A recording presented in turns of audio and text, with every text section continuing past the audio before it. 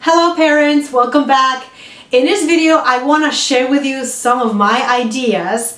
What kind of activities can you do with your children if they're not in preschool? So we came up with some ideas and I'm going to share those ideas with you. What can you do with your kids? How can you keep them busy? What is available out there? And what else you can do as a parent? I have 5 ideas for you guys, so hopefully you'll find something appropriate for you and your child.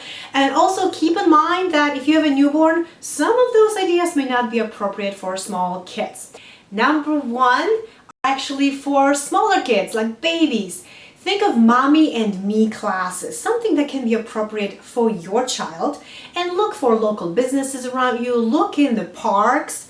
Some of them may be for a very small fee or even free. Look for groups for mommy and me classes. There's a lot of stuff that I found out that actually new businesses, they just begin their existence, so they look for clients, they look for new mommies, they just want to have the word spread. So it may be really affordable for you or even free. Just look for those, just open paper, find it on the internet, or maybe someone will recommend you mommy and me class. If you have a gym membership, ask in your gym if there's something like that. There could be yoga classes, there could be fitness classes, it could be some physical activities with the babies because they're easy to carry, and I feel like there's a lot of stuff out there, you just have to find it.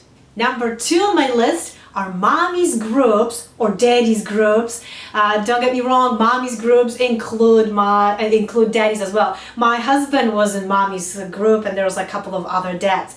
Okay, you can find them on Facebook, you can find them on social media, on Meetup, you can find them in park. If you go to a local park nearby, ask people around. I've seen those groups, and just find a group that is appropriate for you. Find an age appropriate. If your child finds a friend, you can just hang out. A lot of those groups meet in different parks. Like for example, Monday they meet here, on Tuesday they meet there. They also meet in private homes. Look for them. That can be difficult to find because usually those people have to know each other. But I've seen it, like Mondays they meet on Jenny's place, on Tuesday they meet in Andy's place. So these are more like among friends or people who got to know each other in the park. So look for them in the park, look online, and these are really great. You don't have to do them every day, but even if you find a group to do it once or twice a week, you're golden. However, if you cannot find anybody, if you can't find a group that is appropriate for you, create one. Be creative. Create a website, create it on Facebook, go to a local park, get to know the parents. Usually if you go to a park nearby, if you go there like a couple times a week, you'll see who's there every day or which faces do you see a lot. Most likely those people live in the neighborhood. Just get to know them, get to know the kids, get to know the parents. And here we go, you have to start. All you need is one new person, like a friend, to start a group with, and then you can build on that. Number 3 on my list are parent-ed classes. Pay attention, parent-ed classes. It doesn't mean necessarily you have to go as a parent without your child. No, look for schools, colleges nearby, maybe some parks, but you have to look for them or ask people around. I actually registered, my husband registered first, but now I go there and I love those classes. So the parent is a student, but you can bring your child with you to class and find a good location. There are different locations, different places. Just research. Why I'm saying this? Because some of them could be indoors, some of them could be outdoors, or both. So for example, the school that I go to, the class, there's like a place in the church, not even in a college. They belong to college, but then the location, one of the locations is in the church, and there's a beautiful playground.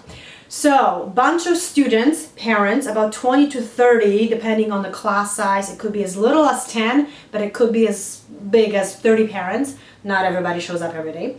But the parents are there and the kids are playing outside or inside. And what I loved about those classes are actually you go there. So I'm going to tell you something about the structure, the class that I go to. The kids play on the playground. The parent is responsible for watching the child first hour. You can talk to other parents if you have any issues, so you can find your friends. Your child can find a friend. The kids are playing together. And then later on there's a snack time. Teachers usually organize like a story time. They read books. They sing songs with the kids.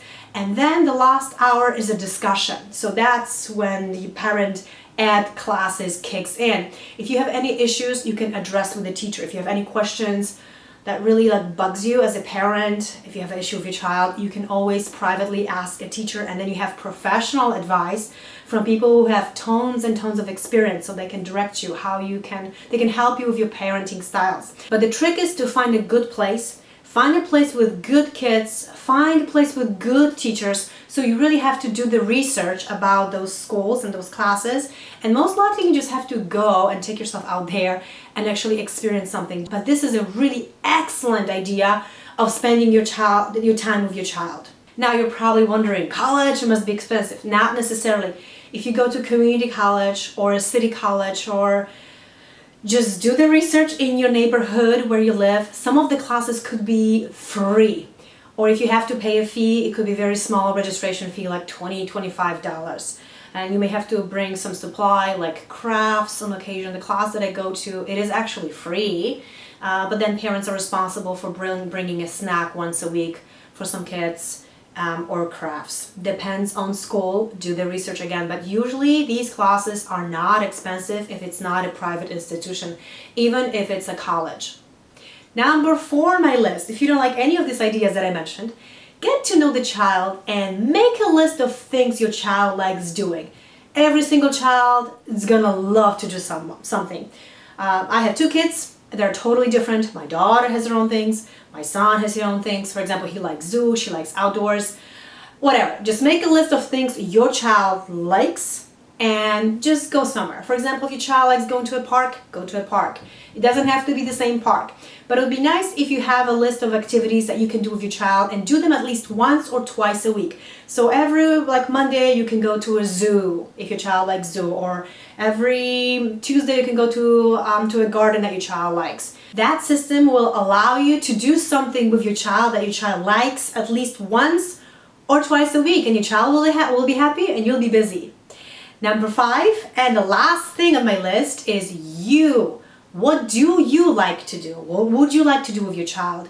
If you have any special interest that you want your child to do, for example, you play guitar and you want to teach your child to play guitar, spend some time with your child playing guitar. If you like surfing, teach your child surfing. If you like swimming, go with your child and go swimming. Figure out what you want your child to do.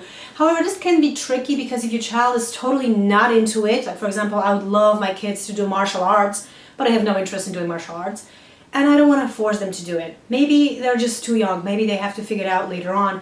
And I don't want to force them because I am going to discourage them for life. If the child hates it, then don't force it.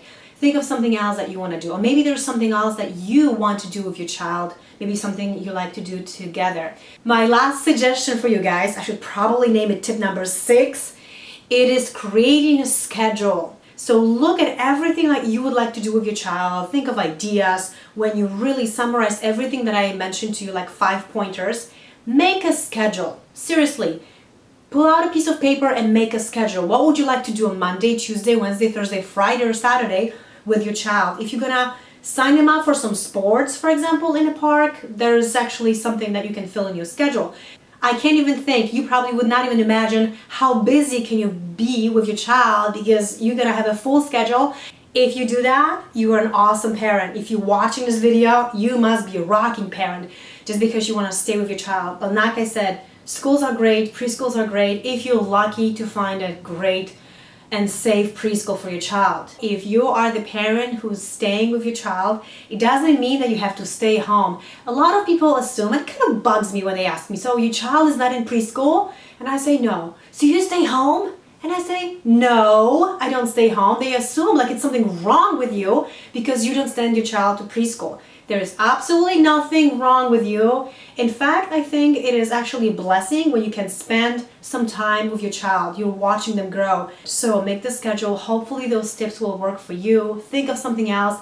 If you have a great idea, please comment below. Let me know. Let everybody know what else is on your mind. Thank you guys for watching. Best of luck and have fun being a parent.